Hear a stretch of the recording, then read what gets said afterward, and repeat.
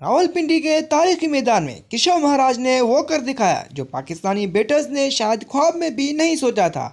जी हां, पाकिस्तान की पूरी बैटिंग लाइन जो पुरएतमाद दिख रही थी, स्पिन के जाल में बुरी तरह उलझ गई। किशोर महाराज एक नाम जो पिंडी की पिच पर पाकिस्तानी बैटर्स का डरावना ख्वाब बन गए। 7 शिकार, जी हां 7 विकेटें। पाकिस्तानी बैटर्स एक एक कर आते गए और महाराज के शिकार बनते गए। सऊद शकील ने जिम्मेदाराना बल्लेबाजी की, 50 मुकम्मल किए मगर ज्यादा देर साथ न दे सके। आगा सलमान ने भी कुछ मज़ाहमत दिखाई मगर फिर वो भी किशोर की जाल में फंस गए।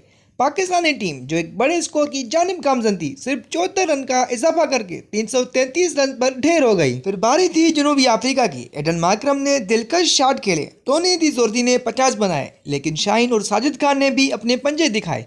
4 विकेटें गिर चुकी हैं मगर कहानी अभी बाकी है। दूसरे दिन के इख्तिताम पर साउथ अफ्रीका स्कोर 179 पर 4 स्टोप्स 68 रन के साथ डटे हुए हैं। मगर सवाल ये, क्या पाकिस्तान वापसी करेगा या फिर किशोर महाराज की 7 विकेट जनूबी अफ्रीका को फतह के करीब ले जाएंगी? पिंडी टेस्ट एक बार फिर जोश, ड्रामा और गैर मुतवक्का लम्हों से भरा है। क्या शाहीनों की वापसी होगी या प्रोटोस की बरतरी? जवाब मिलेगा पिंडी के मैदान में।